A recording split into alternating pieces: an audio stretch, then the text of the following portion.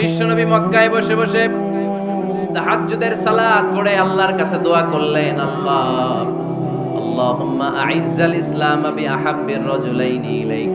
ও আল্লাহ, দুইজন লোকের নাম বলবো, দুইজনের দরকার নেই, এই দুইজনের একজনকে আপনি ইসলামের সুশীতল ছায়া তলে এনে ইসলামকে বিজয় দান করে দেন। মুহূর্তের মধ্যে দোয়াটা কবুল করে নিয়েছে কে? বিশ্বনবী বললেন, আল্লাহ, দুইজনের নাম বলবো আজকের দোয়ায়। আবি জাহাল ইবনে হিশাম, হয়তো হিশামের বেটা আবু জাহেলকে আপনি ইসলামের ভিতরে নিয়ে আসেন, কিংবা ওমর ইবনুল খাত্তাব, খাত্তাবের বেটা ওমরকে আপনি ইসলামের ছায়া তলে নিয়ে আসেন। ওমরে ফারুকের জন্য দোয়াটা কবুল করে নিয়েছে কে? মক্কার যে অবস্থা, আল্লাহর হাবিব সাল্লাল্লাহু আলাইহি ওয়াসাল্লাম বুঝলেন মক্কার এই দুইজনের একজন যদি আমার সাথে না থাকে তাহলে মক্কায় দাওয়াতি কাজ চালিয়ে যাওয়া যাবে। আল্লাহরে বললেন, আল্লাহ, বেশি চাই না, এই দুইজনের একজন, হয় আবু জাহেল নয় ওমর, হয় আবু জাহেল নয় ওমর।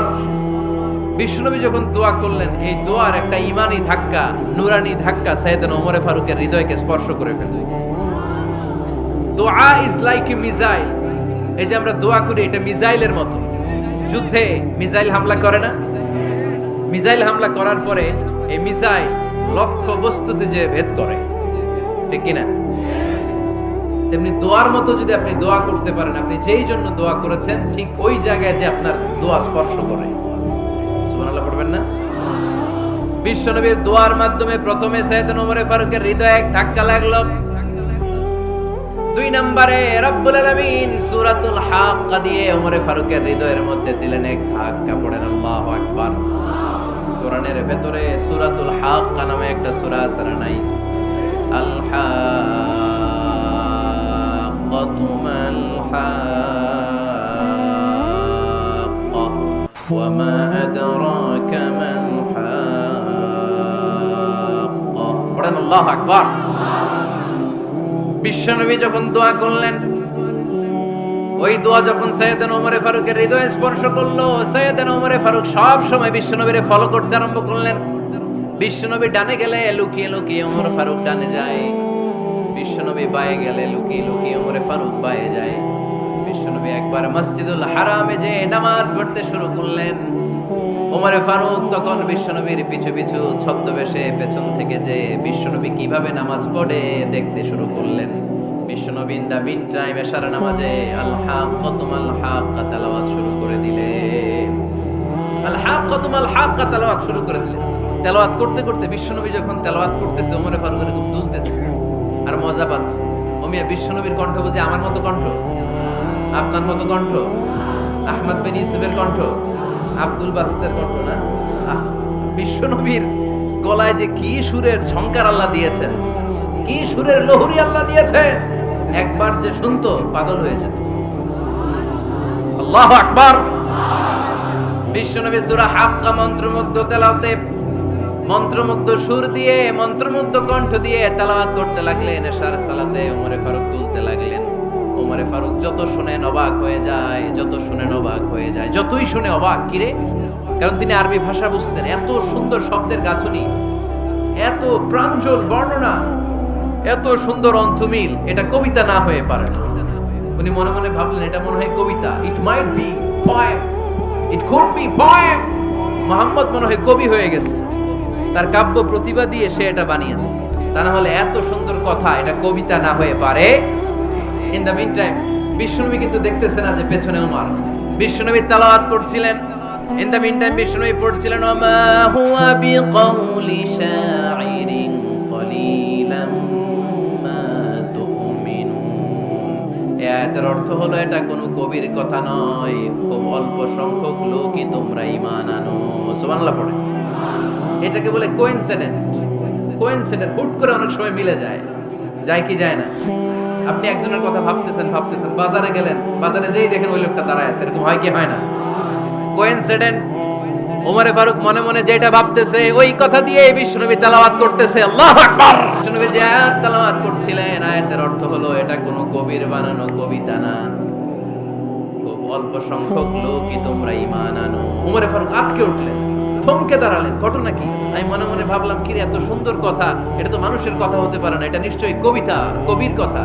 কিন্তু মুহাম্মদ এখন আবার পড়তেছে, ওমা হুয়া বিকাউলি শাইর, এটা কোনো শায়েরের কবির কথা নয়। বলিলাম্মা তুমিনুন, অল্পই তোমরা ঈমান আনো। তার মানে আমার মনে যা চলে মুহাম্মদ এটা টের পায়। মুহাম্মদ গণক, নাউজুবিল্লাহ পড়বেন না? মুহাম্মদ অনেক বড় মাপের একজন গণক।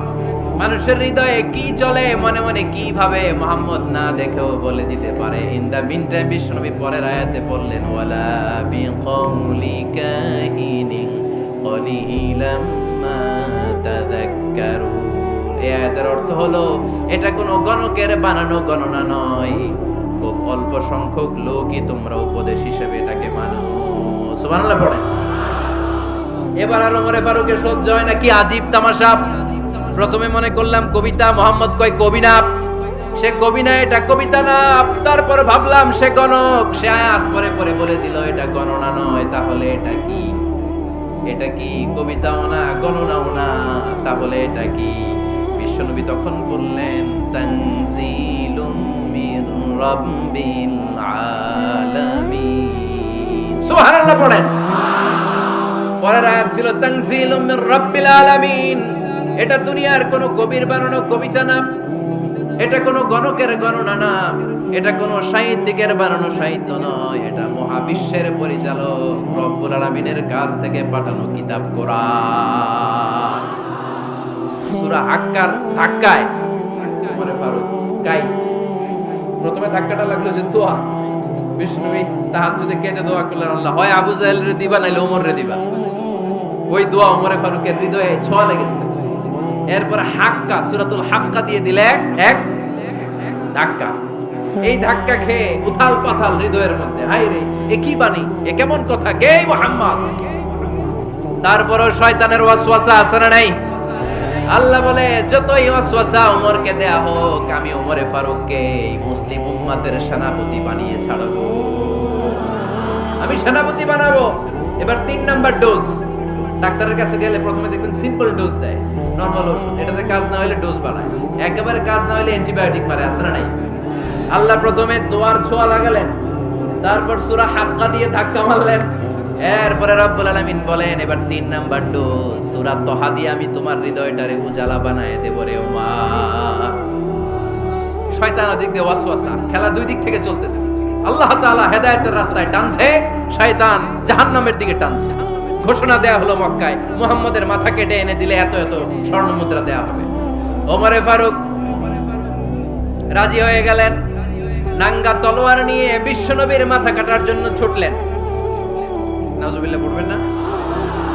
বনু জাহরা গোত্রের এক লোক বলে, আইনা ইয়া ওমর, কই যাও? মুহাম্মদের মাথা কাটতে যাই। আরে মুহাম্মদের মাথা কাটতে যাও?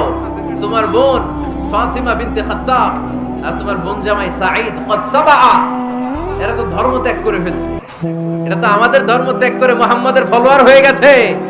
আগে ওমর ঘর সামলাও, পরে মুহাম্মাদের মাথা কাটতেছে। ওমরে ফারুক অবাক হয়ে গেলেন, তলোয়ার নিয়ে বিশ্বনবীর দিকে না যেয়ে নিজের বাড়ির দিকে চলে গেলেন। বিশ্বনবীর আপন বোন ফাতিমা বিনতে খাত্তাব, বোন জামাই সাঈদ আর খাব্বাব রাদিয়াল্লাহু তাআলা আনহু তিনজন মিলে সূরা তহা তেলাওয়াত করছিলেন। পড়েন সুবহানাল্লাহ। মক্কায় লুকিয়ে লুকিয়ে দাওয়াত হতো।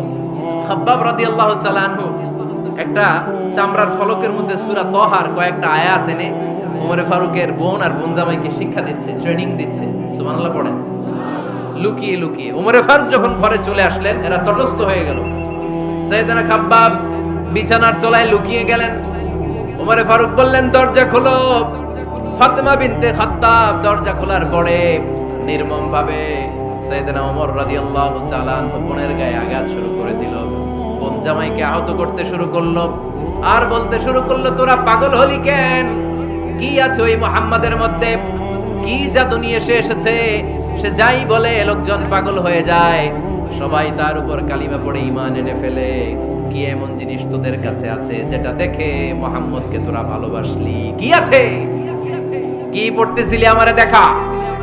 ফাতেমা বলে, ইন্নাকা রিজসুন লা ইয়ামাসসুহু ইল্লাল মুতাহহারুন। ও আমার ভাই ওমর, তুমি নাপাক। তুমি কি?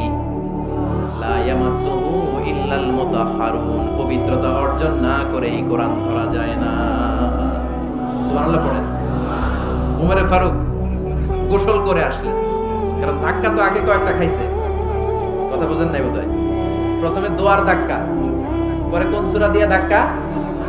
ধাক্কা দিয়ে ধাক্কা। 3 নম্বরে এখন আরেকটা ধাক্কা খাবে। গোসল করে আসলেন, ফাতেমা বিনতে খাত্তাব বললেন, গোসল যখন করে এসেছেন এই নেন। উমরে ফারুক এবার চামড়ার কাপড়ের মধ্যে সূরা তহার প্রথম আয়াতের দিকে নজর করলেন।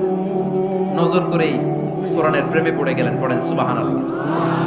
উমরে ফারুক পড়তে আরম্ভ করলেন, তহা মা আনজালনা আলাইকাল কুরআনা লিতাশকা ইল্লা তাযকিরাতান লিমান ইয়াখশা তানজিলাম মিম্মান খালাকাল আরদা ওয়াস সামাওয়াতিল উলা।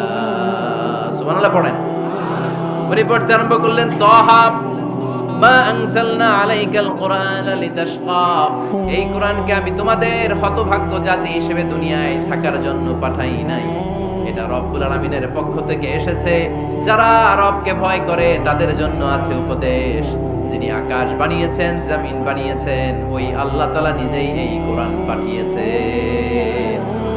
আওয়াজ করে পড়তে হবে, আল্লাহু আকবার। উনি খুব ভালো আরবি জানতেন। সূরা তহা পড়ার পরে আর ধৈর্য ধারণ করতে পারে না। ওমরে ফারুক ছোট্ট বাচ্চার মতো কান্না শুরু করে দিলেন। আল্লাহু আকবার। সূরা তহাটা হাতে নিয়ে, তলোয়ারটা হাতে নিয়ে বিশ্বনবীর দিকে ছুটতে আরম্ভ করলেন। আইনা মুহাম্মদ, কোথায় মুহাম্মদ? তোমরা আমাকে মুহাম্মাদের কাছে নিয়ে চলো। বিশ্বনবী তখন সাফা পাহাড়ের পাদদেশে দারুল আরকাম ইবনে আলকামের ঘরে লুকিয়ে লুকিয়ে কোরআনের দাওয়াত দিতেন। ওমরে ফারুককে পাগলের মতো ছুটে আসতে দেখে বিশ্বনবীর চাচা হামজা ইবনে আব্দুল মুত্তালিব বলল, নবী আপনি পালান। ওই যে খাত্তাবের বেটা ওমর আপনাকে অপমান করার জন্য, আক্রমণ করার জন্য তেড়ে এসেছে। সাহাবীরা বললেন, নবী আপনি পালিয়ে যান, আমরা সামাল দেব। বিশ্বনবী বললেন, না আমি পালাবো না, বরং তোমরা সরে যাও। ওমর ইবনে আল খাত্তাবকে আমার দরবার পর্যন্ত আসতে দাও। আমার তো মনে হচ্ছে ওই যে তাহাজ্জুদের নামাজ শেষে চোখের পানি ছেড়ে যে আমি আল্লাহর কাছে দোয়া করেছি, আজকে আমার ওই দোয়াটা কবুল হতে শুরু করেছে। আমার তো মনে হচ্ছে আমার ওই দোয়া কবুল হবে, আসতে দাও। ওমর ফারুক এসে বললেন, আশহাদু আল্লা ইলাহা ইল্লাল্লাহ ওয়া আশহাদু আন্না মুহাম্মাদান আবদুহু ওয়া রাসূলুহু, আমি সাক্ষ্য দিলাম আল্লাহ ছাড়া কোনো ইলাহ নাই, নিশ্চয়ই আপনি আল্লাহর প্রেরিত বান্দা এবং রাসূল। পড়েন সুবহানাল্লাহ। ওমরে ফারুক যখন কালিমা শাহাদা পড়ে মুসলমান হয়ে বিশ্বনবীর হাতে হাত রাখলেন, মুসলিম সাহাবীদের মধ্যে খুশি আর আনন্দের বন্যা বয়ে গেল। মুসলিম হাতে গোনা সাহাবারা আল্লাহর প্রশংসা করলেন। বিশ্বনবী সাইয়েদনা ওমরে ফারুককে জড়িয়ে ধরলেন। ওমরে ফারুক এবার বিশ্বনবীরে বললেন, নবী গো, আলাসনা আলাল হক, আমরা কি সত্যের উপরে আছি নাকি আমরা ভুলের উপরে আছি? বিশ্বনবী বললেন, বালা নাহনু আলাল হক, আমরাই সত্যের উপরে আছি। সুবহানাল্লাহ পড়েন। আলাসনা আলাল হক, নবী আমরা কি সত্যের উপরে নাই? হ্যাঁ অবশ্যই ওমর, তুমি সত্যের উপরে আছো। ওমরে ফারুক বললেন, তাহলে ফাফিমাল ইখতিফা, তাহলে লুকায় লুকায় আর দাওয়াত দেব কেন? আমি তো কালিমা পড়ে ফেলছি, আসেন আমার সাথে বের হই। ফাফিমাল ইখতিফা, আর লুকায় লুকায় কেন? আসেন আমরা বাইরে বের হই। বিশ্বনবী বললেন, ওমর এটা মাক্কি জীবন, এখানে আমরা একটু গোপনে গোপনে দাওয়াত দিতে চাই। ওমরে ফারুক বলে, না, আমার দায়িত্ব, আমি একটা মিছিল দিতে চাই নবী। আল্লাহর নামের তাকবীর দিতে দিতে দারুল আরকাম থেকে শুরু করে মসজিদুল হারাম পর্যন্ত একটা মিছিল দিয়ে আমি মক্কা কাঁপাইয়া দেব। অনুমতি দেন। বিশ্বনবী দিতে চান। ওমর ফারুক অনেক বোঝানোর পরে স্বল্প পরিসরের একটা অনুমোদন পাওয়া গেল বিশ্বনবী সাল্লাল্লাহু আলাইহি ওয়াসাল্লামের কাছ থেকে। কিন্তু মিছিল যে দিবে, মিছিলের জন্য লোকের দরকার আছে না নাই? এখানে লোক নাই, আমি একাই মিছিল দিতেছি। এটা জমবে, মিছিল জমবে। খুঁজে উনি 11 জন মুসলিম সাহাবা পেলেন। কয়জন? ওমরে ফারুক বললেন, 11 জনই সই। এই 11 জন নিয়ে আমি আল্লাহর নামের তাকবীর দিব। 2 লাইন করলেন। কয় লাইন? 2 লাইন। পেছনে 6 জন, আর এই লাইনের নেতা বানালেন বিশ্বনবীর চাচা হামজাকে রাদিয়াল্লাহু তাআলা আনহু। আর সামনে 5 জন, তার আগে দাঁড়ালেন উনি নিজেই। তাহলে 6 6 12। বললেন, এই 2 লাইনই আমরা তাকবীর দিতে দিতে, বেশি না, এই দারুল আরকামের ঘর থেকে, আপনারা জানেন যে সাফা মারওয়া এখন যে সাই হয়, এই সাফার পাদদেশে ছিল দারুল আরকামের ঘর। উনি বললেন, এখান থেকে ওই যে কাবার গিলাফ দেখা যায়, কাবার গিলাফ পর্যন্ত আমরা এই তাকবীর নিয়ে ওখানে যাব। সুবহানাল্লাহ পড়বেন না? ওখানে উনি দাঁড়িয়ে ছোট্ট একটা ভাষণ দিয়েছিলেন। উনি বলেছিলেন, মান আরাদা আন তাসকুলা উম্মু ওয়া ইয়াতামা ওয়ালাদু ওয়া তারমিলা যাওজাতুহু ফালিয়াসুদ্দানি। খেয়াল করে শুনেন, কান দুইটা খরগোশের কানের মতো খাড়া করেন। উনি এক বাক্যের একটা ভাষণ দিলেন। ভাষণ দিতে জানলে বড় ভাষণ দেয়া লাগে না। এক বাক্যের ভাষণ দিয়ে গোটা বিশ্বকে ঝাঁকুনি মারা যায়। চিল্লায় বলো ঠিক কিনা? ওমর ফারুক এক বাক্যের একটা ছোট্ট ভাষণ দিলেন। মান আরাদা আন তাসকুলা উম্মু, কে আছো মায়ের এই মক্কায়, কে আছো মায়ের বুক খালি করতে চাও? ইয়া আজামা ওয়ালাদু, কে আছো বাচ্চাগুলারে, নিজের সন্তানগুলোরে ইয়াতিম বানাতে চাও? কে আছো তারমিলা সাওজাতুহু, নিজের স্ত্রীকে বিধবা বানাতে চাও? ফালিয়া সুদ্দানি, বুকের পাটা থাকলে আমি ওমর রে থামাও। ফালিয়া সুদ্দানি, দেখি মক্কায় কার এত বড় বুকের পাটা। কে আছো মায়ের বুক খালি করতে চাও, সন্তান রে এতিম বানাতে চাও, স্ত্রীকে বিধবা বানাতে চাও? ফালিয়া সুদ্দানি, পারলে আমারে ঠেকাও। এই বলে উনি আল্লাহু আকবার, আল্লাহু আকবার, আল্লাহু আকবার বলে স্লোগান শুরু করে দিলেন। এক এক স্লোগানে মক্কার মরুজমিন থারথার করে কাঁপতে আরম্ভ করল। এই মিছিল মক্কার কেউ দেয় না। মিছিলের আওয়াজ শুনে আবু জাহেল বাইরিস, উতবা বাইরিস, শাইবা, ওয়ালিদ ইবনে মুগিরা সব বের হয়েছে। কিরে, আমার এলাকায় এত বড় স্লোগান, কার এত সাহস? বের হয়ে দেখে মিছিলের সামনে ওমর। ওমর রে দেখে দিছে এক দৌড়। কারণ ওমরে ফারুককে থামানোর মতো বাপের বেটা মক্কায় দ্বিতীয়টা কেউ ছিল না। আওয়াজ করে বলে ঠিক কিনা? ওমরে ফারুক আল্লাহু আকবার, আল্লাহু আকবার বলে স্লোগান দিতে দিতে মসজিদুল হারামের ভেতরে ঢুকে গেল। কাবার গিলাফ ধরার পরে সেদিন মিছিল থেমেছে। ওই আল্লাহর নামের স্লোগান সেদিন কেউ থামাতে পারে নাই, কিয়ামত পর্যন্ত কেউ থামাতে পারবে না। চিল্লায় বলো ঠিক কিনা?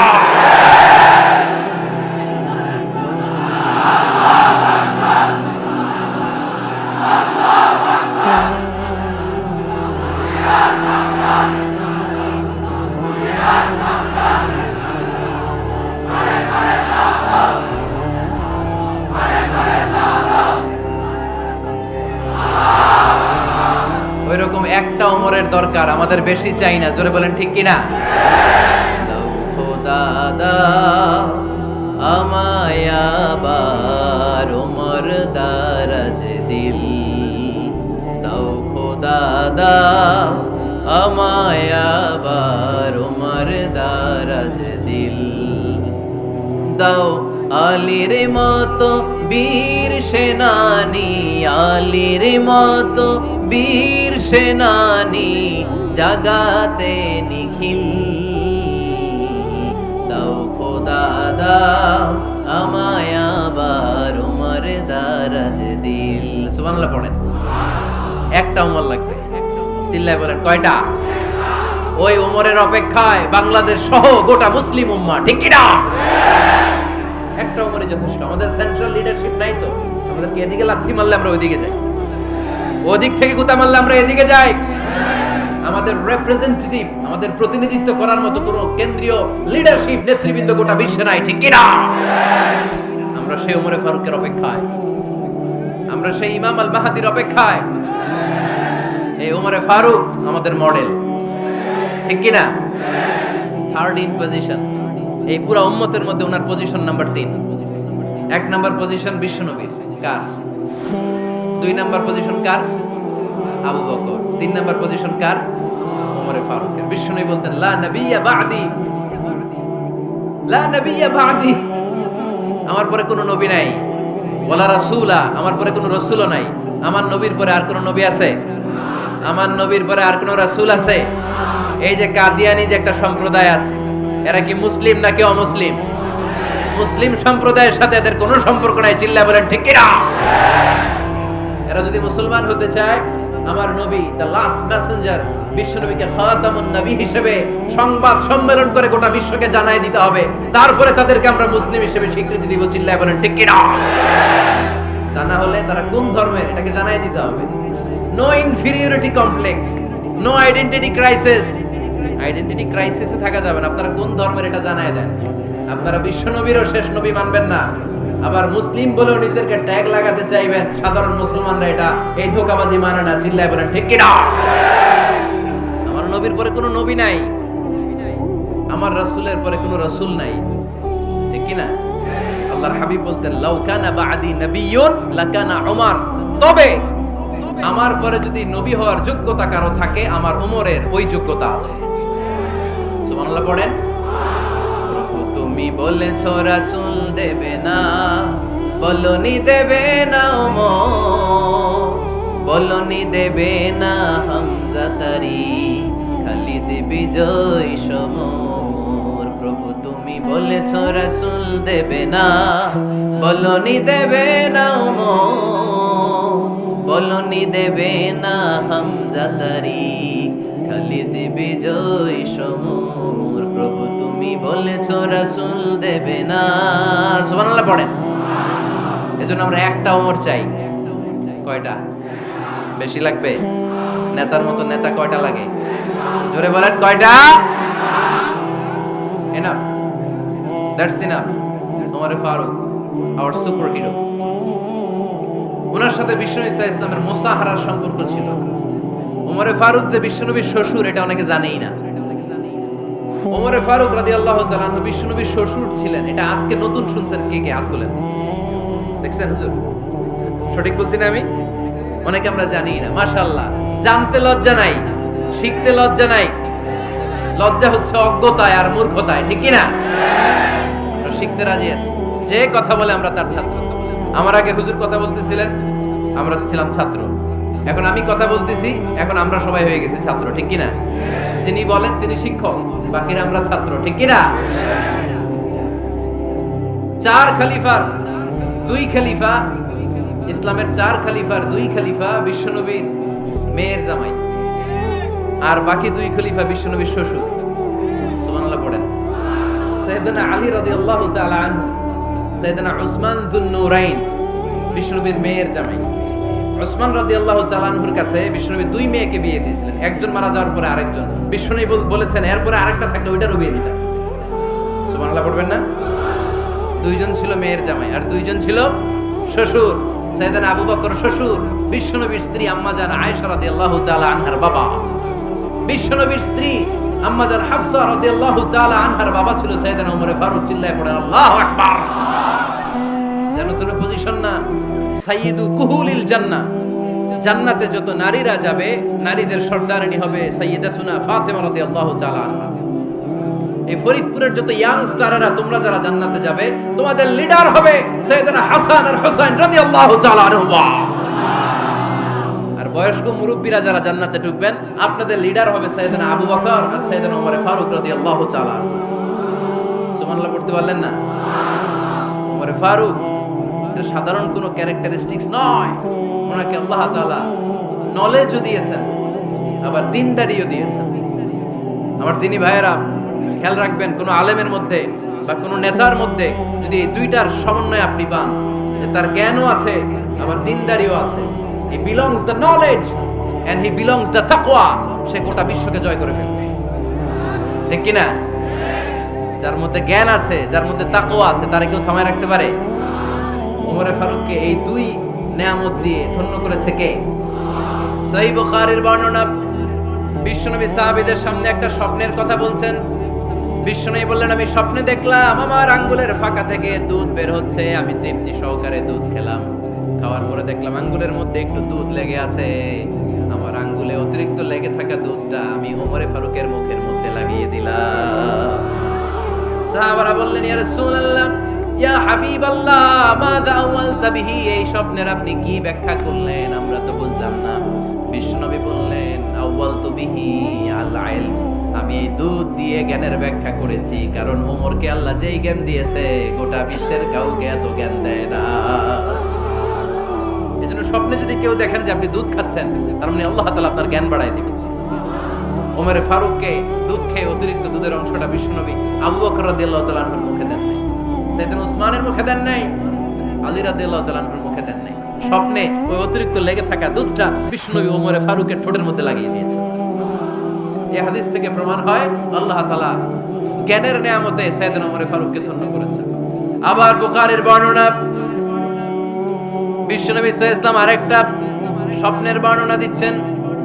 তিনি বললেন, তোমাদের সবাইকে স্বপ্নে আমার সামনে দাঁড় করানো হলো। আমি দেখলাম তোমাদের কারো জুব্বা নাভি পর্যন্ত, কারো জুব্বা হাঁটু পর্যন্ত, কারো জুব্বা টাকনু পর্যন্ত। ওমরে ফারুককে যখন স্বপ্নে আমার সামনে দাঁড় করিয়ে দেয়া হলো, আমি দেখলাম ওমরের জুব্বা এত লম্বা, ওমর টেনে হিচড়ে তার জুব্বা নিয়ে সামনে হেঁটে যাচ্ছে। সাহাবারা বললেন, ফামাদা আওয়ালতা বিহি ইয়া রাসূলুল্লাহ, ও আল্লাহর রাসূল, এই স্বপ্ন দিয়ে আপনি কি বোঝাতে চাইলেন? আমরা কিছু বুঝলাম না। বিশ্বনবী বললেন, আওয়ালতু বিহি আদ-দ্বীন, আমি এই হাদিসের দ্বারা দ্বীনের ব্যাখ্যা করলাম। যার জামা যত লম্বা তার দ্বীনদারি তত বেশি। সুবহানাল্লাহ, আসতে পড়েন। স্বপ্নে দেখলেন কোন সাহাবীর জুব্বা নাবি, কোন সাহাবীর হাঁটু, কারোটা টাকনু, কিন্তু ওমরে ফারুকের জুব্বা এত লম্বা, ইয়াজুরু সাওবাহু, তিনি তার জুব্বা টেনে হিচড়ে যাচ্ছেন। বিশ্বনবী বললেন, এটা দ্বারা আমি দ্বীন, আমি তাকওয়া, দ্বীনদারি, তাকওয়া, এটার ব্যাখ্যা করেছি। তার মানে ওমরে ফারুকের তাকওয়ার সামনে সব তাকওয়া পানি হয়ে যাবে। কোন সুবহানাল্লাহ। আল্লাহ তাআলা সাইয়েদনা ওমরে ফারুককে দ্বীনের জ্ঞান দিয়েছেন, তাকওয়া দিয়েছেন। যুবক ভাইরা, যাকে আল্লাহ তাআলা দ্বীনের জ্ঞান দেয়, যাকে আল্লাহ তাআলা তাকওয়ার এই গুণ দিয়ে সমৃদ্ধ করে, তার জন্য গোটা বিশ্বের সব দরজাগুলোকে ওপেন করে দেয় কে? কত বড় মুত্তাকি ছিলেন সাইয়েদনা ওমরে ফারুক। মদিনার সমাজে কয়জন মুনাফিক ছিল বিশ্বনবী ছাড়া কেউ বলতে পারতেন না। বিশ্বনবী কোন সাহাবীকে মুনাফিকদের লিস্ট দিয়ে যান নাই, একজন সাহাবী ছাড়া। দেখি কেউ বলতে পারেন কিনা ওই সাহাবীর নাম? কি নাম? হুযায়ফা ইবনুল ইয়ামান রাদিয়াল্লাহু তাআলা আনহু। ওনাকে বলা হতো সাহিবু সিররি রাসূলিল্লাহ, আল্লাহ রাসূল সাল্লাল্লাহু আলাইহি ওয়াসাল্লামের গোপন তথ্যের ধারক বাহক। সুবহানাল্লাহ পড়বেন না? বিশ্বনবী ইন্তেকালের আগে মদিনার সমাজে মোট কয়জন মুনাফিক আছে, এই তথ্য আবু বকরকে বলেন নাই, ওমর রাদিয়াল্লাহু তাআলা আনহুকে বলেন নাই, উসমান রাদিয়াল্লাহু তাআলা আনহু, আলী রাদিয়াল্লাহু তাআলা আনহু, আশারাতুল মুবাশশিরিন বিল জান্নাহ কোন সাহাবীকে বলেন নাই। শুধুমাত্র কেবলমাত্র একমাত্র হুযায়ফা ইবনুল ইয়ামান রাদিয়াল্লাহু তাআলা আনহুর কাছে মুনাফিকদের লিস্টে বিশ্বনবী দিয়ে গিয়েছে। সুবহানাল্লাহ। মদিনায় কারা কারা মুনাফিক কেউ জানতো না হুযায়ফা ছাড়া। কে ছাড়া? নামটা আজকে মুখস্থ করেন, যাতে অন্য কোনো ওয়াজে কেউ জিজ্ঞেস করলে বলতে পারেন। মুনাফিকদের লিস্ট যে সাহাবীর কাছে বিশ্বনবী দিয়ে গিয়েছিলেন, সাহাবীর নাম কি? নাম? নামটা কেমন লাগে? ভালো লাগে? অনেকে আমারে জিজ্ঞেস করে, হুজুর আমার ছেলে হবে আগামী মাসে, একটা নাম দেন। নাম দিয়ে দিলাম হুযায়ফা। যাদের হবে ছেলে, এলাকায় যাদের নেক্সট কয়েক মাসে ছেলে হবে, খালি হুযায়ফা চলবে। কি চলবে? ভাল লাগে? নামটা ভাল লাগে? রাইখেন, অনেক সুন্দর নাম। উনি জানতেন মুনাফিক কারা। দেখেন ওমরে ফারুকের তাকওয়ার লেভেলটা কত হাই।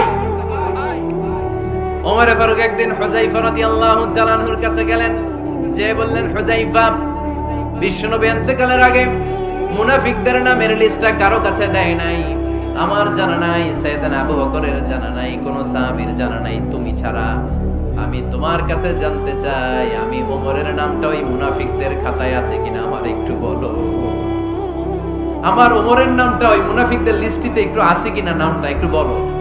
যদি থাকে আমি ভালো হয়ে যাব। আমি নেফাকি দূর করে পাক্কা মুমিন হতে চাই। আমার নাম যদি মুনাফিকের লিস্টে থাকে আমি তো শেষ। হুযায়ফা চোখের পানি ছেড়ে দিয়ে বলে, আমিরুল মুমিনিন, কেমন প্রশ্ন করলেন আপনি? আপনি বিশ্বনবীর শ্বশুর, এই উম্মতে আপনার পজিশন 3 নাম্বার। আপনারে মুনাফিকরা ভয় পায়, শয়তান আপনারে ভয় পায়। আপনি জান্নাতে সব বয়স্ক লোকদেরকে নিয়ে জান্নাতের মধ্যে আগে আগে ঢুকবেন, কেমন করে মুনাফিকদের কাতারে আপনার নাম থাকতে পারে? ওমর সুবহানাল্লাহ বলে। কি বিনয়ী, কি তাকওয়া। হুযায়ফাকে যে ধরতেন, হুযায়ফা একটু বলো না আমার নামটা মুনাফিকদের লিস্টিতে আছে কিনা। ওমরে ফারুকের যদি এই টেনশন থাকে যে আমি মুনাফিক হয়ে গেলাম কিনা, আমাদের এই টেনশন থাকার দরকার আছে না নাই? হ্যাঁ, যেন সব সময় আল্লাহর কাছে দোয়া করতে হবে, আল্লাহ তুমি নেফাকি থেকে আমাদেরকে বাঁচাও। আরো জোরে পড়েন আমিন। ওমরে ফারুক রাদিয়াল্লাহু তাআলা আনহু আমাদের সুপার হিরো, আমাদের সবাই বলেন আমাদের। উনি কত বড় সুপার হিরো শুনেন। উনি জুমার খুতবা দিচ্ছেন। কি দিচ্ছেন? মসজিদে নববীতে। খুতবার মাঝখানে হঠাৎ বললেন, ইয়া সারিয়াতাল জাবাল, ইয়া সারিয়াত ইবনে জানিমিল জাবাল। এই কথা বলেই আবার খুতবা দিতে শুরু করলেন। ওনার এই ইয়া সারিয়াত ইবনে জানিমিল জাবালের সাথে আগের কথারও কোনো মিল নাই। পরের কথারও কোনো মিল নাই। জুমার নামাজের পর মুসল্লি সাহাবারা ধরলেন, বললেন ইয়া আমিরাল মুমিনিন। খুতবার মাঝখানে হঠাৎ করে ইয়া সারিয়াত ইবনে সালিমিল জাবাল বলে আপনি চিৎকার করলেন কেন? আপনার এই বাক্যের সাথে আপনার খুতবার আগের বাক্যের কোনো মিল নাই, আপনার খুতবার পরের বাক্যেরও কোনো মিল নাই। এই কথা আপনি কারে বললেন, কারে উদ্দেশ্য করে বললেন? এই কথার তাৎপর্য কি আমাদেরকে বুঝিয়ে বলে। ওমরে ফারুক বললেন, আমি যখন খুতবা দিচ্ছি আমি দেখতে পেলাম ওই যে কয়েক মাস আগে আমি আমার মুসলিম সেনাবাহিনী পারস্যে আক্রমণের জন্য পাঠিয়েছি, বর্তমান ইরানের ওই বিশাল এলাকাতে পারস্যে আমি আমার ব্যাটালিয়ন পাঠিয়েছি। আমি হঠাৎ করে দেখতে পেলাম আমার মুসলিম বাহিনীর সেনাপতি যুদ্ধের এক পর্যায়ে তার ডানে আছে উপত্যকা, বায়ে আছে পাহাড়, সে পাহাড়ি রাস্তা ছেড়ে দিয়ে উপত্যকার দিকে যেতে শুরু করেছে। আমি দেখতে পেলাম আমার মুসলিম বাহিনী যদি উপত্যকার দিকে ছুটে বেড়ায়, কাফির মুশরিকরা আমার মুসলিম বাহিনীকে কচুকাটা করে ফেলবে। তাই আমি এখান থেকে তাদেরকে কমান্ড দিয়ে বলেছি, ইয়া সারিয়াতাল জাবাল, উপত্যকার দিকে নয় পাহাড়ের দিকে যাও, তাহলেই তোমাদের বিজয় নিশ্চিত হয়ে যাবে। উপত্যকার দিকে যেও না, ইলাল জাবাল, ইলা সারিয়াতিল জাবাল, পাহাড়ের দিকে ছোট। সাহাবারা অবাক, ঘটনা কি? উনি বসে আছেন মদিনায় মসজিদে নববীর মিম্বারে দাঁড়িয়ে, উনি যদি ইয়া সারিয়াতাল জাবাল বলে, এটা কি ইরানে যাবে নাকি? ও মিয়া, তখনকার সময়ে বর্তমানের মতো মোবাইল ছিল নাকি, ইন্টারনেট ছিল নাকি, কিছু ছিল? খালি মুখে আমি যদি বলি ইয়া সারিয়াতাল জাবাল, এটা ইরানে যাবে, ইন্ডিয়া যাবে, ঢাকাই তো যাবে, ফরিদপুর শহরেই তো বসবে না, ঠিক কিনা? কিন্তু এটা আমিরুল মুমিনিন বিশ্বাসী সাহাবারা বিশ্বাস করে নিল। কিছু মুনাফিক ছিল, এরা কয় না, ঝামেলা, এটা তো সম্ভব না। এক কাজ করি, এই সেনাপতি যখন বিজয়ী বেশে মদিনায় ফিরে আসবে আর আমরা ধরব। এরা দিন গুনতে লাগলো, এই সেনাপতি মুসলিম বাহিনী নিয়ে পারস্য জয় করে কবে ফিরে আসবে। এই মুনাফিকের দলগুলো কখনো সেনাবাহিনীকে অভ্যর্থনা জানাতে যেত না, কিন্তু এইবার সবার আগে মদিনার উপকণ্ঠে যে সেনাপতিদেরকে অভ্যর্থনা জানানোর জন্য ফুল নিয়ে রেডি, ফুল নিয়ে দাঁড়ায় আছে। সেনাপতি ঢুকার সাথে সাথে ধরছে, এই সেনাপতি কোত্থেকে আসছে? কয় পারস্য জয় করে আসছি। কয় এমন এমন দিন, জুমার দিন দুপুর বেলা যুদ্ধের মাঝখানে আমিরুল মুমিনিনের কণ্ঠে কোন কথাবার্তা শুনছো নাকি? সেনাপতি অবাক, কয় তোমরা জানলা কেমনে? শুনছি তো। সুবহানাল্লাহ পড়বেন না? আমরা যুদ্ধে একটা ভয়ঙ্কর অবস্থার মধ্যে ছিলাম, পেছন থেকে শত্রু আমাদেরকে আক্রমণ করতে শুরু করে দিল। ডানে যাব না বায়ে যাব, সামনে যাব নাকি পেছনে যাব, রাস্তা খুঁজে পাচ্ছি না। ডান দিকে ছিল আমাদের উপত্যকার রাস্তা, বাঁ দিকে ছিল পাহাড়ি পথ। আমরা সোজা পথ হবে মনে করে উপত্যকার দিকে ছুটতে আরম্ভ করলাম। হঠাৎ করে আমিরুল মুমিনিনের কণ্ঠ বজ্র কণ্ঠে আমার কানের মধ্যে ভেসে আসলো। আমার মনে হলো আমিরুল মুমিনিন কেমন যেন আমাকে কমান্ড দিচ্ছেন আর বলছেন, ইয়া সারিয়াতাল জাবাল, ডান দিকে উপত্যকার পথে নয়, তাড়াতাড়ি পাহাড়ের দিকে সৈন্যবাহিনী নিয়ে উঠে যা।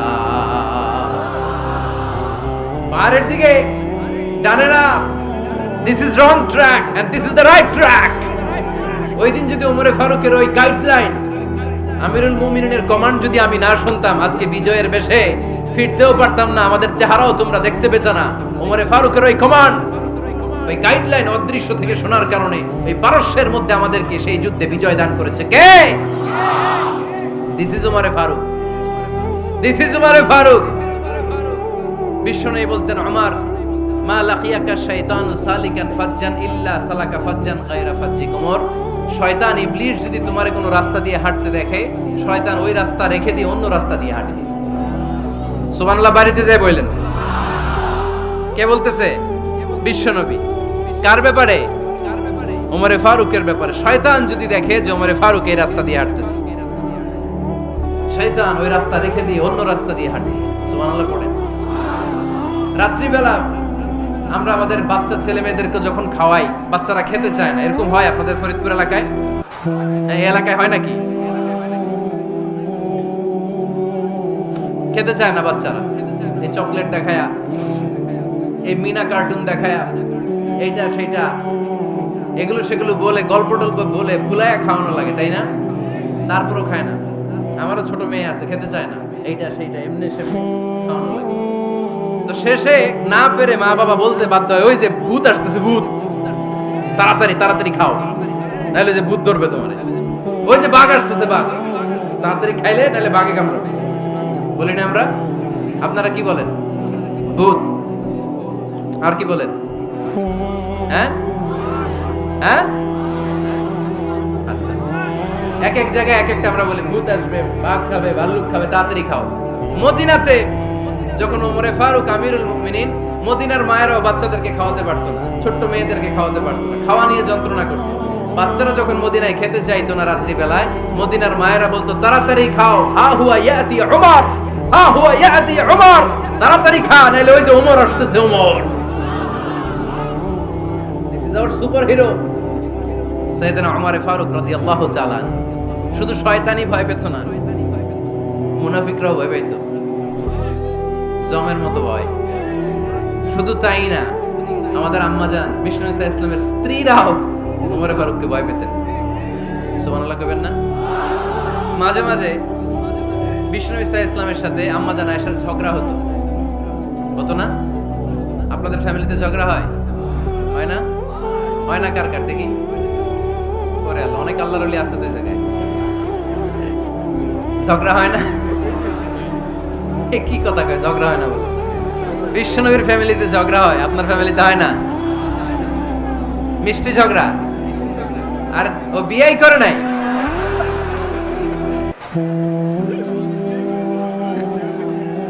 ঝগড়া তো হবেই। দাম্পত্য জীবনের মজাটাই তো এখানে, কখনো ঝগড়া, কখনো আনন্দ, একটু বৃষ্টি, একটু রোদ, একটু হাসি, একটু কান্না, ভালো লাগা, ভালোবাসা শেয়ার করে নেওয়া, মিলেমিশে একাকার হয়ে যাওয়া, ঠিক কিনা? আল্লাহর হাবিব সাল্লাল্লাহু আলাইহি ওয়াসাল্লামের সাথে আম্মাজান আয়েশার ঝগড়া হতো। তো একদিন ঝগড়া হয়ে দুইজন রেগে আছে।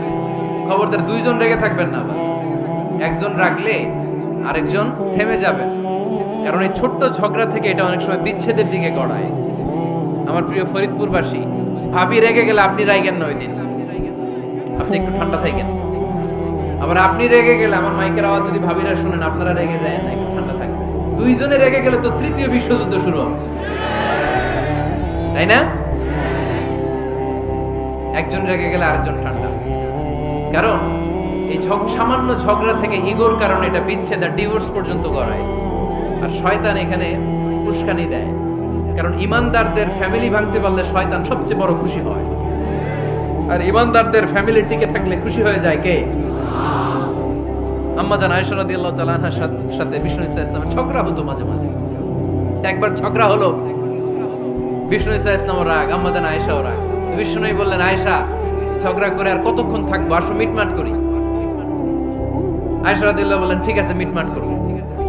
তো বিষ্ণু ইসা ইসলাম বললেন, মিটমাটের জন্য কারে ডাকবো? ওমরে ডাকি। কয় না, ওমরে না, ওমর গালিজ, ওমর অনেক রাগে, আমার ডর লাগে। কয় তাহলে তোমার আব্বারে ডাকি। কয় ডাকেন। কি খুশি, মেয়েদের মধ্যে অভ্যাসটা আছে না নাই? তাহলে তোমার আব্বারে ডাকি, ডাকেন। ডেকে নিয়ে আসা হলো। আবু বকর রাদিয়াল্লাহু তাআলা আনহু দাঁড়ালেন, আম্মাজান আয়েশা দাঁড়ালেন, বিশ্বনবীও দাঁড়ালেন। বিশ্বনবী বললেন, আয়েশা, তোমার আব্বা আসছে, এবার ঘটনা খুলে বলার পালা, তুমি বলবা নাকি আমি বলবো? আম্মাজান আয়েশা বললেন, আপনি বলেন। তবে ওয়ালা তাকুল ইল্লা হাক্কান, যেটা ঘটছে ওইটাই বললেন, মিথ্যা কথা কইেন না। আবু বকর রাদিয়াল্লাহু তাআলা রেগে মেগে আগুন, কি এই কথা তুমি কেমন করে বলো? বিশ্বনবী কি মিথ্যা কথা কখনো বলবে? রেগে মেগে দিলেন মেয়ের গালে এক চড়। বানিয়ে বলতেছি না, মুসনাদ আহমদ ইবনে হাম্বলের হাদিস। বাবার হাতের থাপ্পড়কে আম্মাজান আয়েশা উল্টে বললেন। সাইয়েদনা আবু বকর রাগে গড়গড় করছেন, আবার মারার জন্য তেড়ে গেলেন। এবার বাঁচার জন্য আম্মাজান আয়েশা বিশ্বনবীর পিছনে যে আশ্রয় নিলেন, বিশ্বনবী বাঁচানোর জন্য দুই হাত মিলে দাঁড়িয়ে গেলেন। পড়েন সুবহানাল্লাহ। বিশ্বনবী যখন দুই হাত মেলে দাঁড়িয়ে গেলেন, সাইয়েদনা আবু বকর রাদিয়াল্লাহু আনহু থেমে গেলেন। সাইয়েদনা আবু বকর রাদিয়াল্লাহু তাআলা আনহু ঘর থেকে বের হয়ে বারান্দায় দাঁড়ালেন। পড়েন সুবহানাল্লাহ। এবার বিশ্বনবী আম্মাজান আয়েশার কাছে যেয়ে বলেন, ইয়া আয়েশা, কাইফা রাআইতিনি আনকাসতুকি মিনার রাজুল, দেখছো কেমনে বাঁচাইলাম? আমি না থাকলে ভর্তা বানাই ফেলতো আজকে। আমি বাঁচাইছি তোমারে, আমার লগে ঝগড়া করো তুমি? লজ্জায় পড়ে আম্মা জান আয়েশা খিলখিল করে হেসে দিলেন, বিশ্ব নবীও হেসে দিলেন। দুইজনের হাসির মধুর আওয়াজ শুনে সাইয়েদনা আবু বকর বাইরে থেকে অবাক, কিরে এতক্ষণ না ঝড় তুফান, এখন দেখি হাসি। সালাম দিয়ে অনুমতি নিয়ে ভিতরে ঢুকলেন, ঢুকে দেখেন আম্মা জান আয়েশাও হাসে, বিশ্ব নবীও হাসে। এই হাসি দেখে আবু বকর রাদিয়াল্লাহু আনহু হেসে দিলেন, আরশের উপর থেকে খুশি হয়ে গেলেন কে? এবার সাইয়েদনা আবু বকর রাদিয়াল্লাহু তাআলা আনহু বললেন, ইয়া রাসূলুল্লাহ আশরিকানি ফি সিলমিকুমা কামা আশরাকতুমানি ফি হারবিকুমা। ও নবী, যুদ্ধ লাগলে, দুইজন যুদ্ধ লাগলে মীমাংসার জন্য যেমনি আমারে ডাকেন, এরকম হাসি আর আনন্দের মুহূর্তেও আমারে একটু ডাকেন। আশরিকানি ফি সিলমিকুমা কামা আশরাকতুমানি ফি হারবিকুমা। নবী, আপনাদের মধ্যে ঝগড়া লাগলে সন্ধি করার জন্য আমারে যেমনি ডাকেন, আপনাদের হাসি খুশি আনন্দ খুনসুটি এই মজাদার মুহূর্তগুলোতে আমারে বঞ্চিত রাখেন না, আমার একটু ডাকেন। সুবহানাল্লাহ পড়েন। এই মুসনাদে আহমদ ইবনে হাম্বলের হাদিস শোনার উদ্দেশ্য হচ্ছে, বিশ্বনবী প্রথমে ওমর ফারুকের নাম বলেছিলেন। সাইয়েদনা আয়েশা বলে, না আমি ডরাই। হাইবাত, দিস ইজ কল্ড হাইবাত ওমর। একবার বিশ্বনবীর সব বিবিরা ধরলেন, ও নবী আমাদেরকে এটা দেন, ওইটা দেন, ঘরে এটা নাই, ওইটা নাই, ওইটা নাই। বিশ্বনবীকে, আমার কাছে কিছু নাই, যদি এমনি আমার বউ হয়ে থাকতে চাও থাকো, তাহলে যা, তা না হলে যা লাগবে কিনে দেব, সাথে সাথে তালাকও দিয়ে দিব। কিছু দিতে পারবো না, আমার নাই তো, সামর্থ্য নাই। কিন্তু বিবিরাও ছাড়া না, এটা দেন, ওইটা দেন।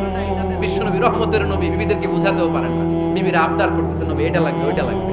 ইন দ্য মিন টাইম বিশ্বনবী একজনের সালাম শুনতে পেলেন, কে যেন দরজায় দাঁড়িয়ে বলতেছে আসসালামু আলাইকুম। বিশ্বনবী দরজার দিকে তাকালেন, তাকিয়ে বললেন ওয়া আলাইকুমুস সালাম, আর বুঝতে পারলেন এটা আমার ওমরের সালাম। সালাম দেওয়ার পরে বিবিদের দিকে তাকায় দেখে একজন বিবিও নাই, সব অন্দরমহলের ভিতরে দৌড়। সুবহানাল্লাহ পড়তে পারলেন না? This is hour super hero Omar. এরকম ওমর একটা লাগবে, চিল্লায় বলেন কয়টা? একটা ওমর গোটা বিশ্বকে সোজা করে দিবে। একটা ওমর সবল আর দুর্বলের সব পার্থক্য দূর করে দিবে। মাজলুমের উপর জালিমের অত্যাচারের অবসান ঘটায় দিবে। গোটা বিশ্বটাকে সাম্য, মৈত্রী, ভালোবাসার ইনসাফ দিয়ে পরিপূর্ণ করে দিবে। সেই ওমরের অপেক্ষায় আমরা। নিজের ছেলেকে 80টা বেত মেরেছেন। কয়টা? 80টা বেত মেরেছেন। এই ব্যাপারে অনেকগুলো বর্ণনা পাওয়া যায়। সবচেয়ে সহিহ বর্ণনা হচ্ছে মুয়াত্তা ইমাম মালিকের বর্ণনা। ওমর ফারুক রাদিয়াল্লাহু তাআলা আনহুর ছেলে আব্দুর রহমান মারুফুন বিআবি শাহমা ছিলেন মিশরে। ওখানে নাবিজ খেয়েছিলেন। নাবিজ হচ্ছে আরব দেশের লোকেরা দুধের মধ্যে শক্ত খুরমা রাত্রেবেলা ঢেলে দিত। ঢেলে দিলে সারা রাত ওই খুরমার রসটা দুধের সাথে মিশে দুধটা লাল হয়ে যেত। এটারে সকালবেলা খেত, খুব সুস্বাদু, এটাকে বলে নাবিজ। কিন্তু এটা রাতে ভিজাইলে সকালেই খাইতে হয়, রেখে দিলে আবার একটু সমস্যা হয়। এটা অনেকটা তারির মতো হয়ে যায়, মাতলামি চলে আসে। তো ওমরে ফারুকের ছেলে নাবিজ খেয়েছেন, মদ খাননি, নাবিজ। কিন্তু নাবিজ খাওয়াতে সাকরান চলে এসেছে। সাকরান চলে আসাতে এটা যখন প্রমাণিত হয়েছে, আমর ইবনে আস রাদিয়াল্লাহু তাআলা আনহু ওনাকে 80 বেত মেরেছেন মিশরে। কয় বেত? নিয়ম হচ্ছে সবার সামনে, কিন্তু সবার সামনে না মেরে একটু গোপনে মেরেছে। এই তথ্য যখন ওমরে ফারুকের কাছে এসেছে, উনি বললেন না, মারতে হবে সবার সামনে, আলাদা মারলা কেন? ও মদিনায় ফিরে আসলে আমি আবার 80টা মারব। মদিনায় ফিরে আসার পরে সাইয়েদনা ওমরে ফারুক ওই আগের 80টারে আর ধরেন নাই, নিজ হাতে আবার 80টা বেত মেরেছেন। এই বেত মারার 1 মাস পরে এই আবু শাহমা ইন্তেকাল করেছে। অনেক ঐতিহাসিক বলে এই বেতের আঘাতে মরেছে, কেউ কেউ বলেছে নিজের রোগের কারণে মরেছে। কিন্তু দিস ইজ দ্য ইনসাফ সিস্টেম অফ ওমর। নিজের ছেলে বলে ছেড়ে দেয় নাই। এখন নিজের ছেলে হইলে 7 খুন মাফ, নেতার ছেলে হইলে 10 খুন মাফ, এলাকার মোড়লের ছেলে হইলে 10 খুন মাফ। নো পার্সিয়ালিটি ইন ইসলাম। ইসলামে পার্সিয়ালিটি নাই। আপনি নেতার ছেলে হন, আপনি বিজনেস ম্যাগনেটের ছেলে হন, আপনি যেই হন না কেন, ইসলামের দৃষ্টিতে সবাই সমান। চিল্লায় বলেন ঠিক কিনা? বনু মখজুমিয়া গোত্রের এক নারী চুরিতে ধরা পড়ল। সাহাবারা বললেন, নবী, মদিনার সবচেয়ে ভেরি প্রেস্টিজিয়াস এন্ড ডিগনিফাইড ফ্যামিলির মেয়ে, আপনি হাত কাটেন না, কারণ ইসলামের নিয়ম চুরি করলে কি কেটে দাও। বিষ্ণু বললেন, বলো কি? হাত না কাটার জন্য তোমরা আমাকে রেকমেন্ড করছো? এটা আল্লাহর আইন। পৃথিবীর কেউ রেকমেন্ড করলো শোনার ক্ষমতা আমার নাই, কারণ আইনটা দিয়েছে কে? লাউ কানাত ফাতিমা বিনতি মুহাম্মাদিন সারাকাত লাকাতা মুহাম্মাদুন ইয়াদাহা। আরে বনু মাকসুমিয়া মেয়ে তো দূরের কথা, আমার কলিজার টুকরা ফাতেমাও যদি আজ চুরিতে ধরা পড়তো, তার হাত কেটে দিতে আমি 1 মিনিটও দেরি করতাম না। দিস ইজ ইসলাম। এই হচ্ছে ওমরে ফারুকের মানাকিব। এরকম ওমরে ফারুক কয়টা লাগবে? আওয়াজ করে বলতে হবে, কয়টা লাগবে? একটা লাগবে। এই সাইয়েদনা ওমরে ফারুক মদিনার প্রথম চিফ জাস্টিস ছিলেন। সর্বপ্রথম উনার পরামর্শে সাইয়েদনা আবু বকর রাদিয়াল্লাহু তাআলা আনহু কোরআনকে সংকলন করেছেন। আমরা এই যে কোরআন পড়ি 30 পারা, এমদাদিয়া লাইব্রেরির 114টা সূরা, কত সুন্দর সন্নিবেশ করা হয়েছে, এখানে সাজানো হয়েছে। আল্লাহর হাবিব সাল্লাল্লাহু আলাইহি ওয়াসাল্লামের সময় কি এরকম কোরআন ছিল নাকি? ছিল? খেজুর পাতার মধ্যে, গাছের বাকলের মধ্যে, ওটের বড় হাড্ডির মধ্যে আর পাথরের মধ্যে খোদাই করা কোরআন ছিল। সাইয়েদনা আবু বকরের সময় রাদিয়াল্লাহু তাআলা আনহুর সময় যুদ্ধ হলো, 70 জন হাফেজ সাহাবী ইন্তেকাল করলেন। সাইয়েদনা আবু বকর রাদিয়াল্লাহু তাআলা আনহুকে ডেকে ওমরে ফারুক বললেন, ও আবু বকর, এইভাবে হাফেজে কোরআন সাহাবীরা যদি দুনিয়া থেকে বিদায় হয়ে যায়, আল্লাহর কোরআনও তো বিদায় হয়ে যাবে। আমার পরামর্শ হলো আপনি সব বয়োজ্যেষ্ঠ সাহাবীদেরকে একসাথে করে কোরআনের সব কাগজগুলোকে একসাথে করে একটা নির্ধারিত কপির মধ্যে কোরআনকে সংকলন করে ফেলে। সাইয়েদনা আবু বকর বললেন, যেটা আমার নবী করেন এটা আমি কেমনে করি? কিন্তু ওমরে ফারুক নাছোড়বান্দা বলে না, এটা করলে কোনো খারাপ হবে না, ভালোই হবে। মুসলিম উম্মার জন্য এক জায়গায় কোরআন সন্নিবেশিত থাকবে, আপনি করেন। সাইয়েদনা আবু বকর রাজি হয় না, ওমরে ফারুকও ছাড়ে না। ওমরে ফারুক বলতে বলতে বলতে বলতে এমন ভাবে সাইয়েদনা আবু বকর রাদিয়াল্লাহু তাআলা আনহুকে ধরলেন, সব শেষে সাইয়েদনা আবু বকর ওমরে ফারুকের কথায় কোরআন সংকলনে রাজি হয়ে গেলেন। পড়েন সুবহানাল্লাহ। উনি বললেন, ওমর যখন আমাকে বারবার বুঝাতে লাগলো, আল্লাহ তাআলা আমার হৃদয়টা ওমরের কথা শোনার জন্য খুলে দিলেন। আল্লাহ তাআলা কেমন যেন আমাকে ইলহাম করলেন, আবু বকর করো, এই কাজের মধ্য দিয়ে আমি আমার কোরআনকে গোটা বিশ্বে জীবিত রেখে দেব। This is Omar. এই যে আমরা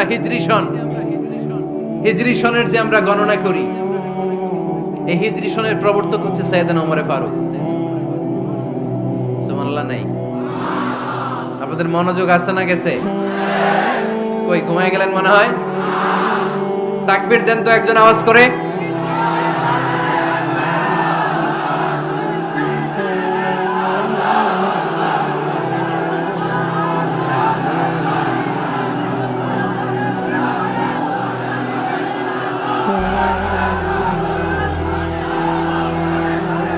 মাশাআল্লাহ মাশাআল্লাহ। বসেন বসেন, এখনই শেষ করে দেব কিছু সময়ের মধ্যে। আমরা একসাথে বিদায় নেব ইনশাআল্লাহ। ওঠা বসা করবেন না, ওঠা বসা করবেন না, বসেন। সাইয়েদনা ওমর ফারুক এই হিজরি সনের গণনা শুরু করেছে। সাহাবারা বলল, আমিরুল মুমিনিন, খ্রিস্টানদের ঈসাই সন আছে, আমাদের মুসলমানদের কোনো সন নাই। আমাদের একটা সন থাকলে আমাদের জিজিয়া নিতে, আমাদের যাকাতের টাকা উত্তোলন করতে অনেক সুবিধা হবে। ওমর ফারুক বললেন, তাহলে কোন সালকে হিজরি, কোন সালকে মুসলিম সাল হিসেবে আমরা ঘোষণা দিতে পারি? একজন বলল, আমার নবী যেই সালে জন্মগ্রহণ করেছেন ওই সালে। ওমর ফারুক বললেন, না, আমার নবীর জন্ম আমাদের জন্য খুশির দিন, কিন্তু এটা আমাদের জন্য প্রেরণা নয়।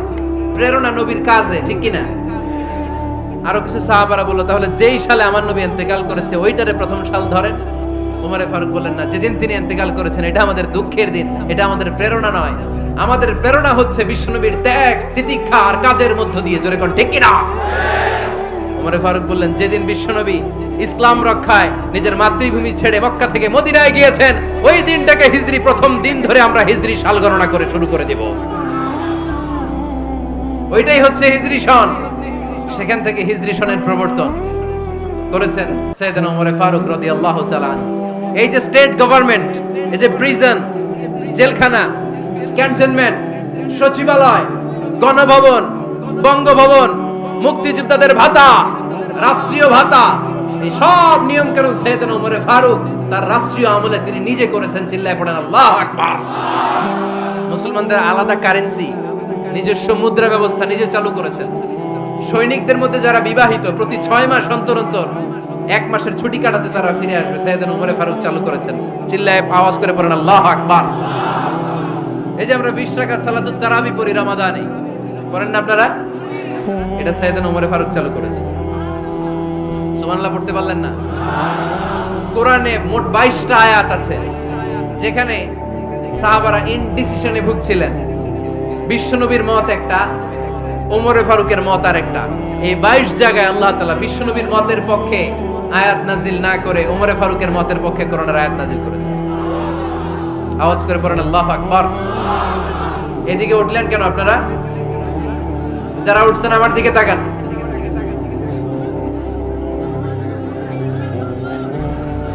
কিছু ভিতরে ঢুকতেছে, কিছু বাইরে দিতেছে না?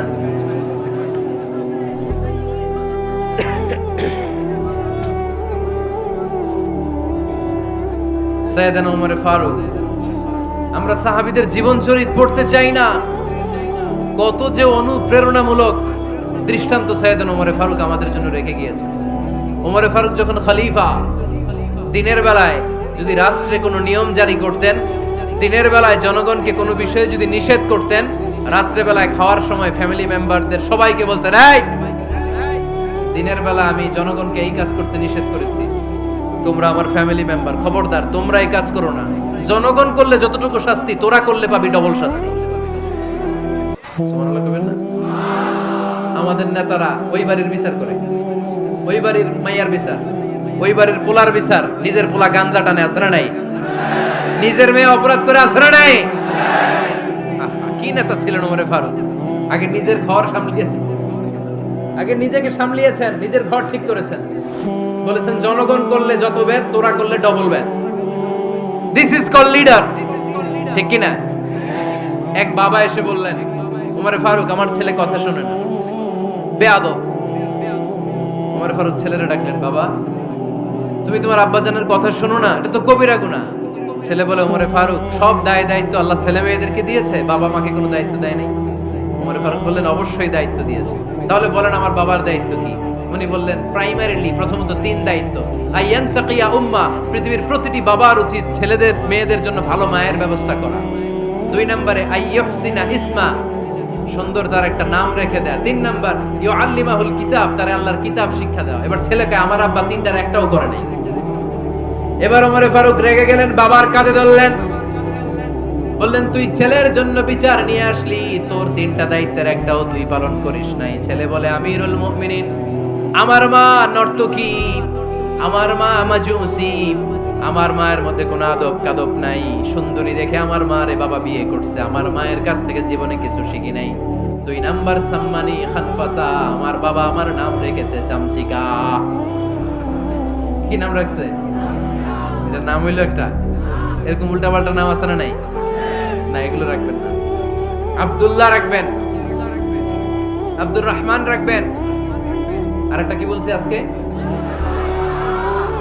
হুযায়ফা রেখে দিয়ে পারবেন?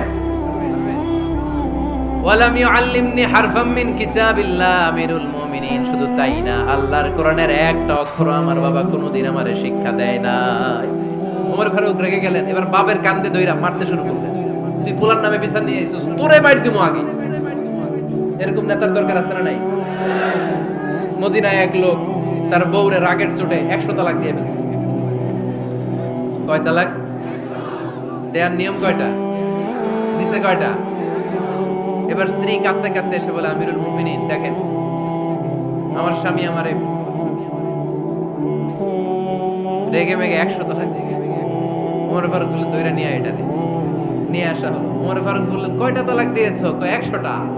কেন দিছো? কয় মাথা গরম আছিল। এরকম আছে না?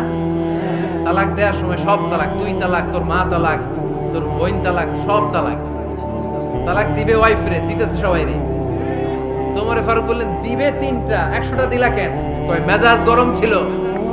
কয় দাঁড়া, আত-তালাকু মিন শাআইরিল্লাহ, তালাক হচ্ছে আল্লাহর দেয়া বিধানের একটা নিদর্শন, এটা নিয়ে তুই খামখেয়ালি করলি।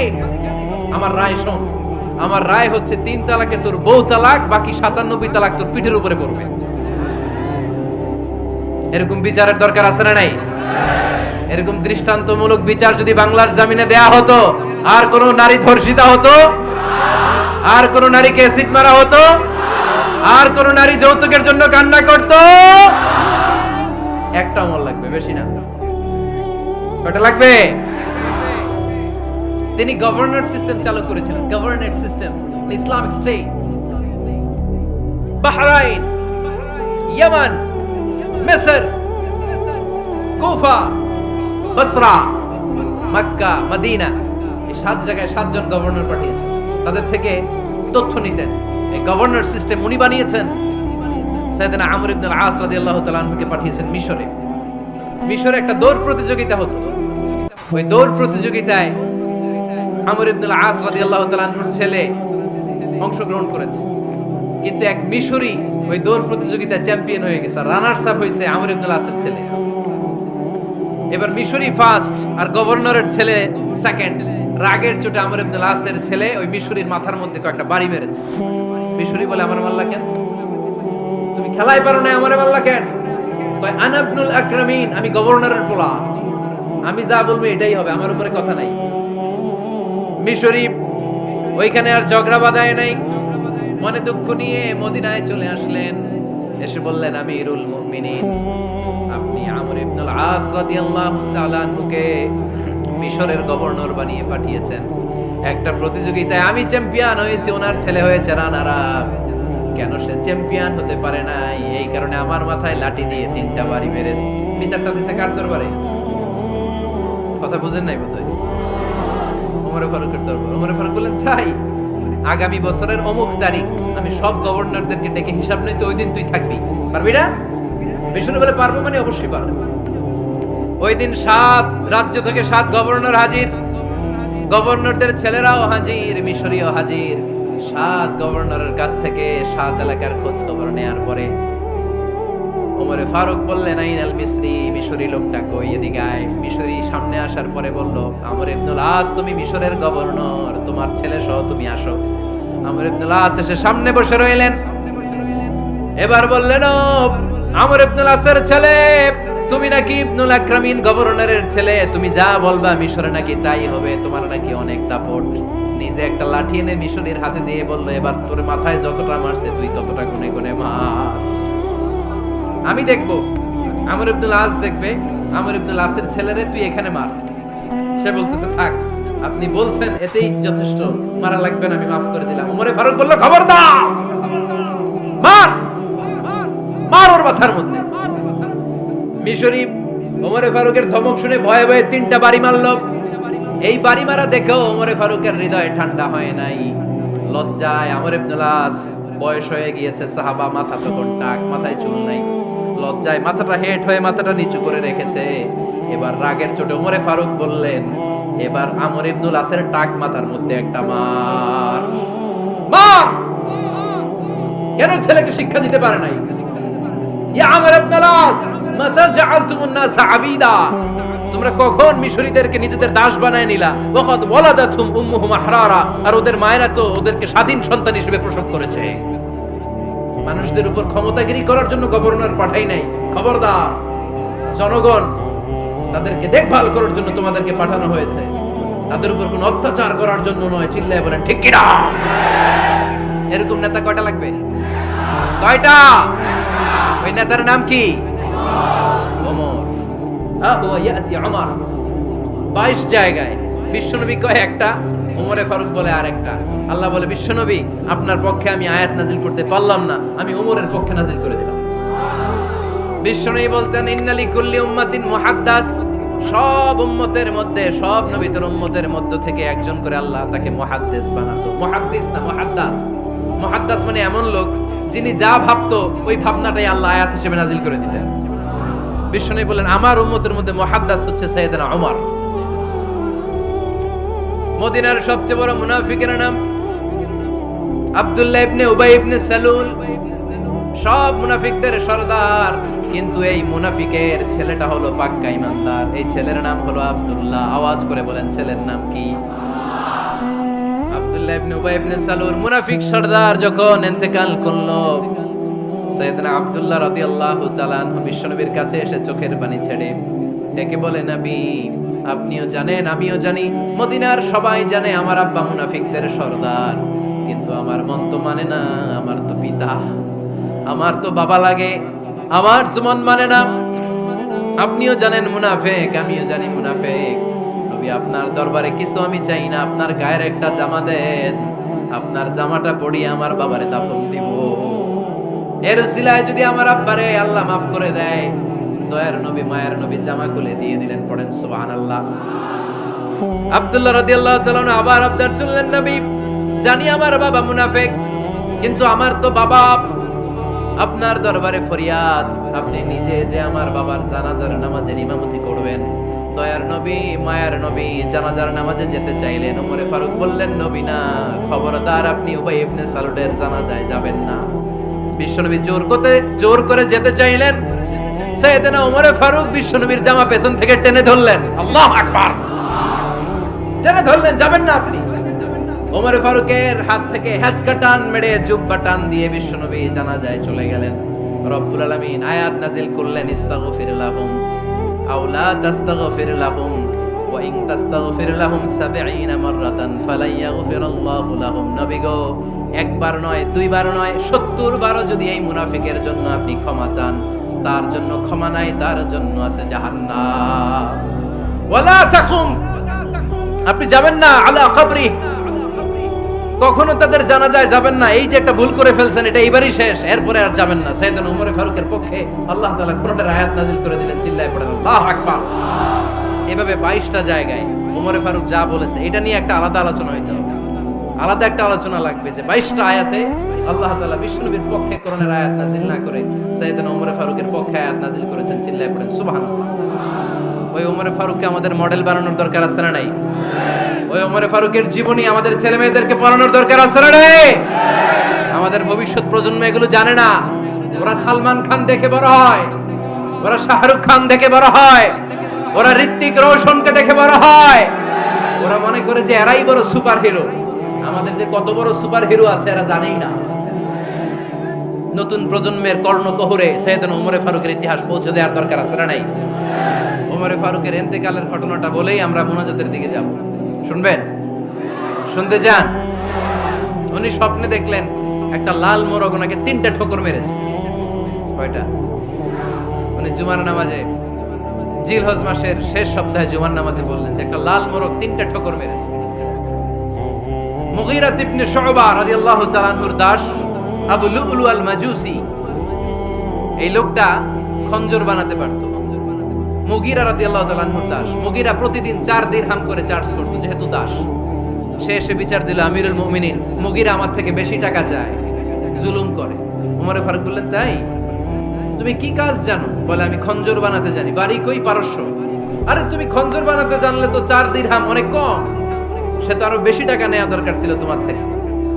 আবু লুলুর এই কথা পছন্দ হয় নাই। সে কয়, ওমর তুমি সবারে দয়া দেখাও, আর আমার ক্ষেত্রে কঠিন নিয়ম বানাইলা, দাঁড়াও এই নিয়ম তোমারে আমি দেখাবো। এই রাগে সে বাড়িতে যে একটা খঞ্জর বানালো। কি বানালো? খঞ্জর চিনেন? ছোট্ট ছুরি। কিছুদিন আগে ওমানের সুলতান কাবুস ইন্তেকাল করেছে, জানেন আপনারা? ওনার এই কোমরের মধ্যে খঞ্জর থাকতো, ছবিতে দেখছেন? আরব শায়েখ যারা সুলতান আমির, কোমরে কি থাকে? ছোরা থাকে, খঞ্জর।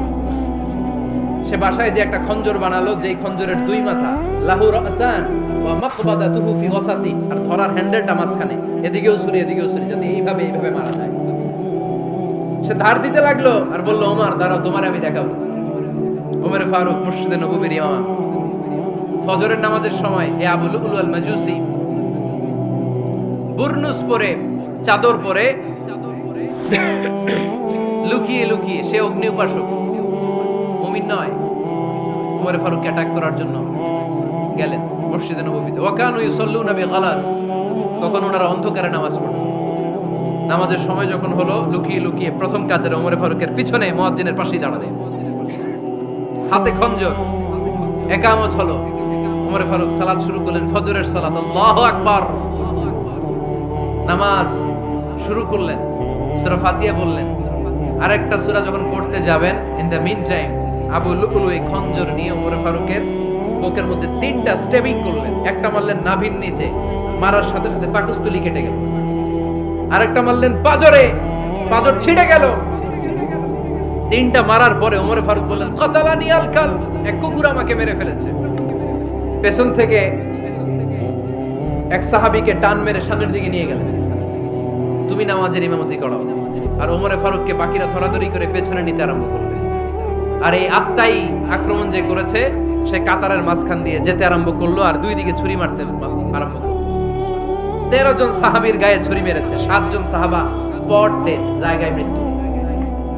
এই ভয়ঙ্কর অবস্থা দেখে এক সাহাবী বুরনুস, এক ধরনের জুব্বা আছে মাথাওয়ালা, অনেকে জ্যাকেট পরছেন না এরকম মাথাওয়ালা, লম্বা জুব্বা আছে আরবরা শীতে পরে মাথাওয়ালা, এই মাথাওয়ালা জুব্বা বের করে এক সাহাবী জালের মতো তার দিকে উড়ায় মার।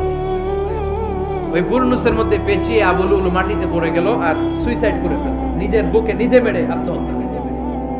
যেই সাহাবীকে ইমামতির জন্য দাঁড় করালেন, উনি ছোট্ট সূরা দিয়ে প্রথম রাকাতে সূরা আল কাউসার, দ্বিতীয় রাকাতে সূরাতুল ইখলাস দিয়ে নামাজ শেষ। ওমরে ফারুক বেহুশ। ওমরে ফারুক কি বেহুশ। সবাই কান্নাকাটি করতেছে, সবাই দেখতে গেলেন, এখন হুঁশ ফিরে না। মুখের মধ্যে মুখ খুলে রাষ্ট্রের চিকিৎসক মুখের মধ্যে দুধ দিলেন, ওই নাভি দিয়ে দুধ বের হয়ে যায়, পাকস্থলী কেটে ওখান দিয়ে দুধ বের হয়ে যাচ্ছে।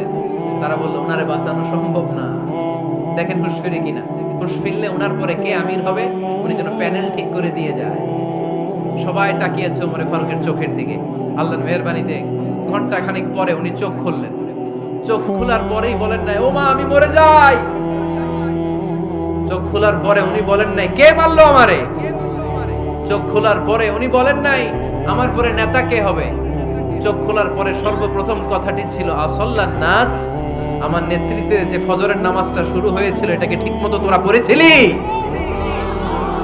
আমার নেতৃত্বে যে ফজরের জামাত শুরু হয়েছিল সেটা ঠিকঠাক মতো সমাপ্ত হয়েছিল কিনা আগে বল। আসল্লান নাস, নামাজটা হয়েছে কিনা বল। সুবহানাল্লাহ কইতে পারলেন না? This is Omar, hour super hero. নেতা অনেকগুলো লাগে না, এরকম নেতা একটাই যথেষ্ট যে গোটা বিশ্বকে কাঁপায় দিতে পারে। চিল্লায় বলো ঠিক কিনা? আমরা চাই আমাদের ছেলেগুলো ওমরে ফারুকের মতো বড় হোক। আমরা চাই আমাদের ছেলে মেয়েগুলো খাব্বাব, খুবাইব, সাইয়েদনা আলী, উসমান, আবু বকর রাদিয়াল্লাহু তাআলা আনহুর অনুসরণে বড় হোক, ঠিক কিনা? আমরা একটা ওমর চাই যিনি আমাদেরকে সালাতের শিক্ষা দিয়ে গিয়েছেন, ইন্তেকালের আগে বলেছেন সাল্লান নাস। এজন্য আমরা যেন নামাজ কখনো নষ্ট না করি। আল্লাহর জমিনে দ্বীন বাস্তবায়নে আসাদ্দুহুম ফি আমরিল্লাহি ওমর রাদিয়াল্লাহু তাআলা আনহুর মতো এত কঠোর কেউ ছিলেন না। তাই দ্বীন বাস্তবায়নে আমরা যেন কাউরে ছাড় না দেই। সবার আগে আল্লাহর দ্বীন, সবার আগে আল্লাহর কোরআন, সবার আগে আমার ইসলাম, ঠিক কিনা? চাইলেই কেউ এদেশ থেকে ইসলামরে মিটাই দিতে পারবে না। যে দেশে আল্লাহু আকবার ধ্বনির সাথে সাথে সূর্য উঠে যায়, আল্লাহু আকবার ধ্বনির সাথে সাথে সূর্য ডুবে যায়, সে দেশে আর কিছু থাকবে না থাক আমার ইসলাম থাকবেই, আর কিছু থাকবে না থাক আমার কোরআন থাকবেই। সে ইসলামের সাথে থাকতে রাজি আছেন তো? কোরআনের সাথে থাকতে রাজি আছেন তো?